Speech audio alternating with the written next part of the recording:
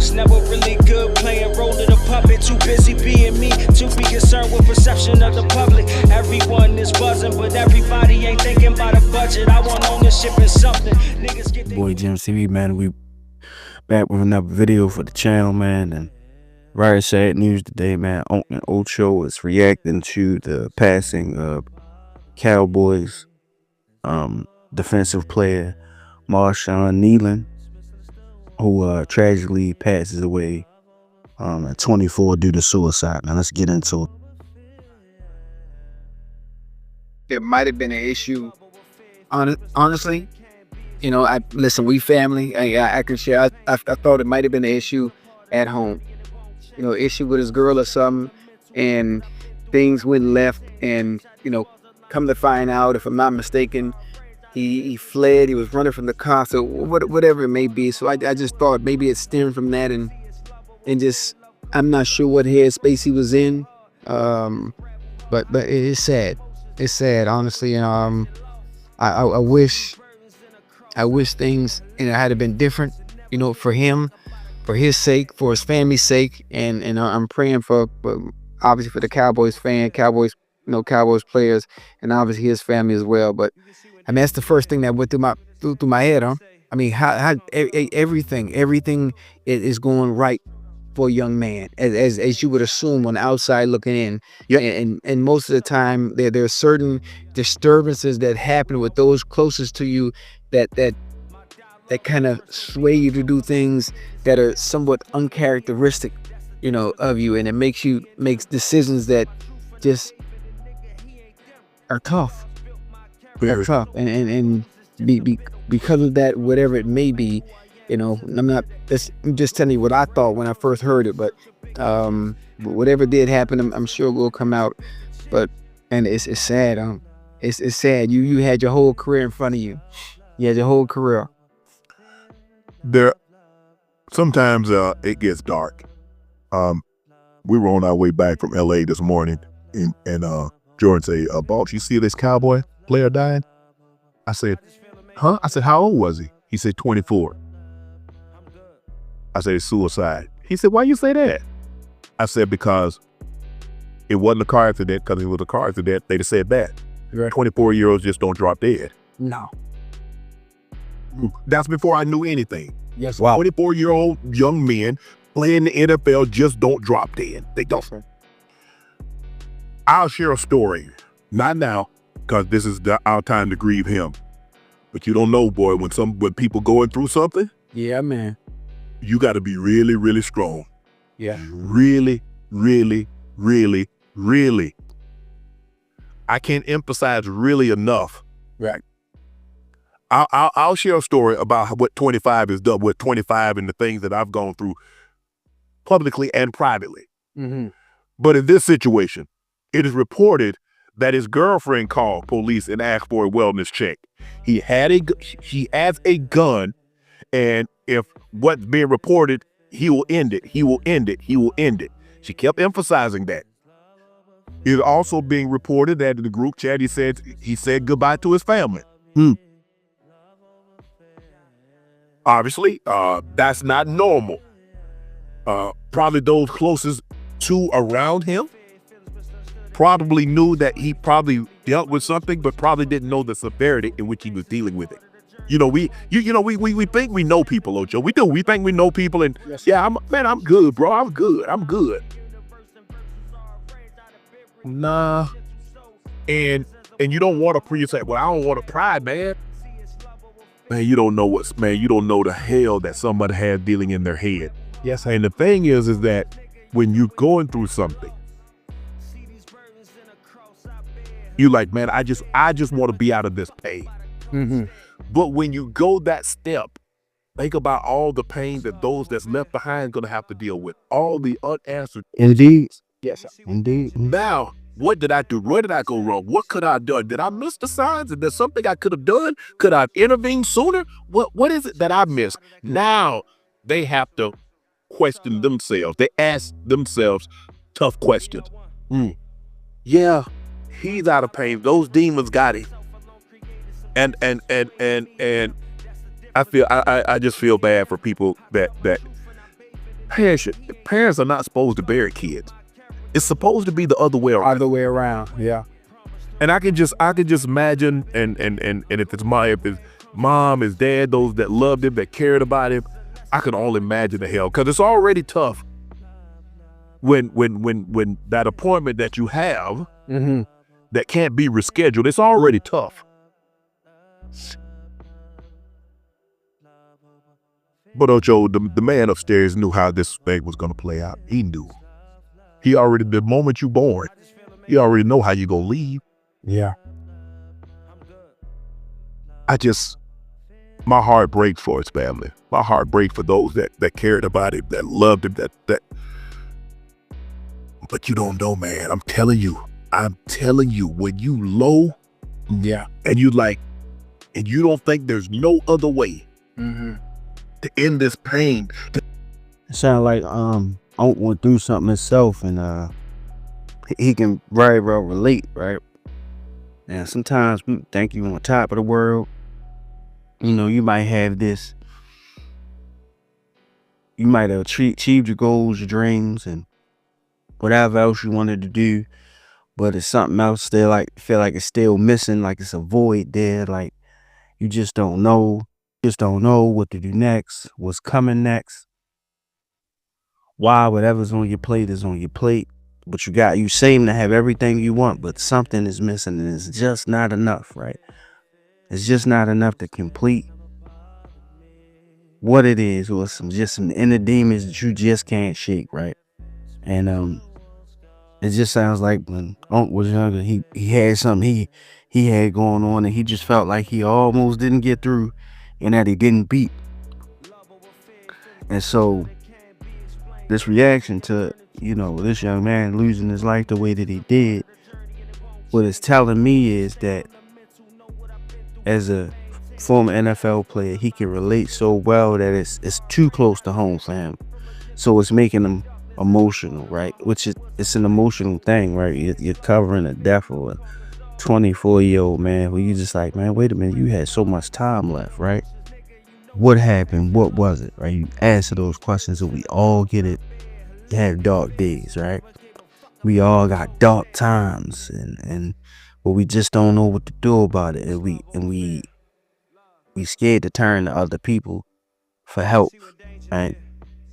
We don't want the stigma of what that may be, what it may sound like, what it may look like, you know, how it might feel, you know, just letting somebody know that, hey, I'm having a dark day, I'm not sure if I want to be here anymore, right? So that's another thing. Let's get back in the Ocho. In this disappointment, to end this heartbreak, telling you, Ocho, I'm telling you, man, you have to fall on your knees. Yeah. Hey, it's tough, huh? You know, He's mad. Hey, bro. Hey, listen, hold on. Hey, now we done both been there now too, now. Hey, Ocho. Hey, I'm talking about the lowest of the lows. I'm talking about sitting on top of the mountain at 12 o'clock in the afternoon. Boy, by the next day at 11, boy, I was at the bottom. Yeah. And Before you go any further, Ocho, his mom passed away last year. She passed away. Boy, hey, that's a pain like no other. You hear me? Well, when I lost Hurricane Paula, you talk about pain, and the only reason I got to think about them little ones. See, that's how I'm able to be able to compartmentalize and understand. Okay, I can grieve, I can be hurt, but then that other side of me, I still got to stay strong for them. I still got business I got to take care of. So I had to be even keel in a sense, and still, hey, listen. You know, life does continue to go on. So I might have to do this grieving as I finish this journey. I don't have no choice. You don't. It's them bars, man. I just remember Ocho, and my grandma said it twice. She never said it in front of me, but she said something else. I remember she told the doctors came in. Sorry, chat. The doctors came in the room, and Libby just as plain as day. They said, Miss Porter, how you doing? She said, I'm not doing well, Doc, I'm dying. Said it just like that. She said, Miss Porter, you can't say like this. You can't say that. You can't think like that. And Libby she said, Granny, don't say that, Granny. Granny said, I know, I'm dying. That was the first time. About a month later, my cousin, Linda, was in the room. She said, hey, mate, Linda's mom and Granny were sisters, Annie Mae and Granny. So she said, Aunt Mary, how you doing? She said, I ain't doing good, Linda, I'm dying. Just like that. Libby hadn't told me, and Granny knew Libby had told me. So I come in there and I'm all sad. She said, boy, why you sad? She said, we all got to do it, son. We all got to live here. We got to leave here. We ain't come to stay. I got up and walked down the room.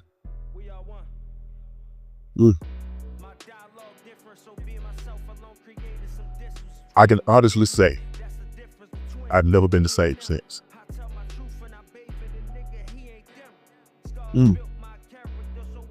When my granny died, a part of me died with her.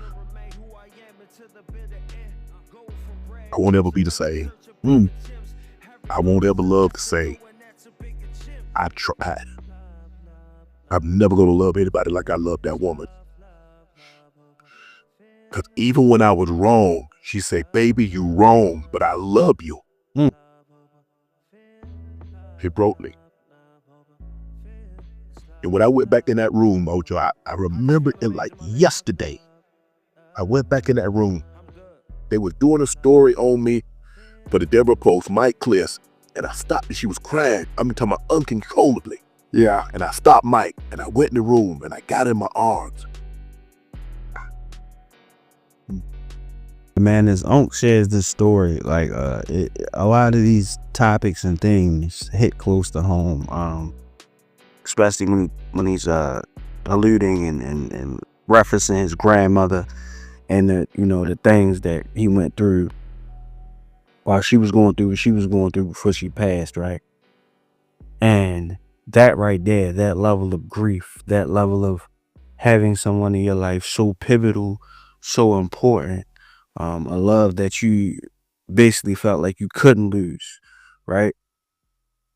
And you didn't need to lose, right? So it's like we look at our moms, our grandmothers, like those important father figures, those people who teach us, guide us, and lead us into who we're supposed to be, or trying to get us to be the best versions of ourselves, right? When we look at those type of people and we lose them in an instant, or we lose them when we can't really afford, we feel like we can't afford to lose them. What that does to our mental, our psyche, that level of grief can push us over the edge. And knowing that that young man lost his mother a year ago, that could have been a part of why he made the decision that he made, right? And again, I've been there as well. So I use moments like this that's in the news and people going through situations to react and give my personal story as well, right? So losing a parent young, knowing that you need that guidance, knowing that you need that other part, right? That other piece of it, losing someone of such importance, right? What it does is it makes you feel like you're crippled. And then you go through your whole life dealing with that level of grief, because there's no love like a mother's love, right? And when you lose that, sometimes when you had it your whole life and you lose it, crush it, right? But sometimes when you lose it too early in life and you don't really understand exactly, how much that lady can guide you through the rest of your life. When you lose that too early, sometimes it cripples you, right? It don't allow you to view certain things a certain way, and sometimes it makes you overreact to certain things, right? Like when you lose your mother, sometimes and you see somebody else disrespect their mother, you jump right on them, and it ain't your business. but you feel compelled. Hey man, listen, you don't know this pain until you go. Hey, I don't ever see you do that again, right?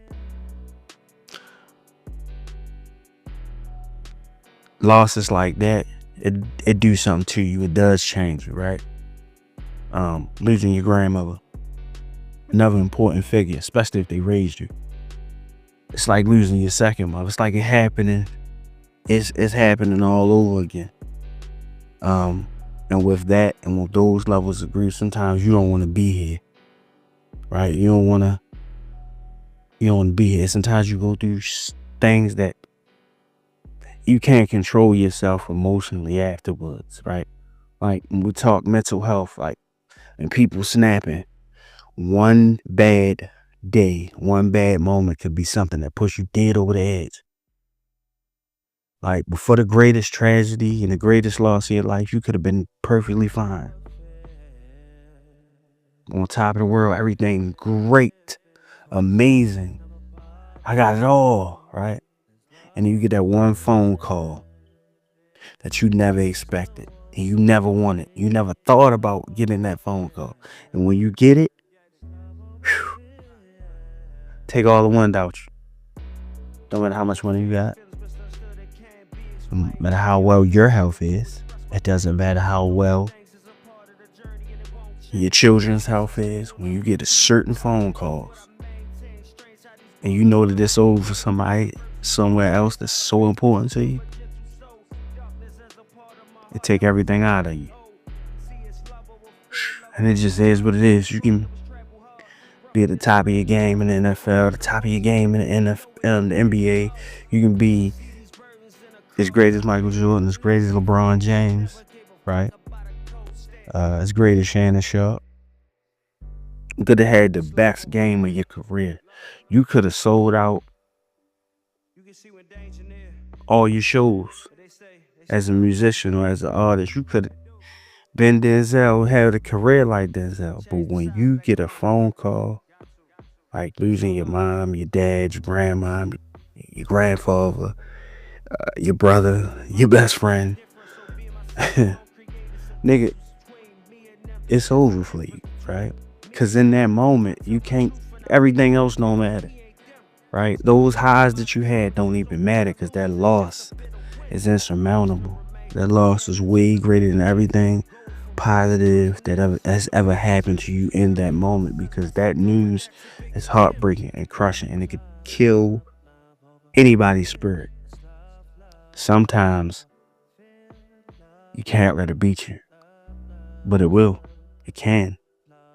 I mean, and it seems like, again, this young man was going through something. Sometimes we in relationships, you have a bad fight, break. Oh, she's gonna leave me, right? You in that moment in your mind, you may not be able to deal with that loss, right? It is what it is. The longer you're with someone, next to somebody, the longer you have time to build bonds with people, the greater the impact of a loss. So, as I see Ocho and Shay getting emotional, been through things myself, I'm getting emotional, dealing with like just the news of anybody just losing their life tragically. I'm gonna end on this note, man. Pray, be well, take care of yourself, to the best of your ability, because sometimes it's hard, man. And you gotta go in the corner and cry, yell outside, or go find somebody close to you, talk to them, get a therapist, psychiatrist, whatever you need. Because sometimes it's not good to punch your clock before you're supposed to. Actually, we all gonna get a date, but sometimes we push it further. You might not want to do that. Just try to get through it the best we can. Prayers to all parties involved. Prayers to everyone. Have a great day. Enjoy life. Enjoy love. Enjoy the world. Peace.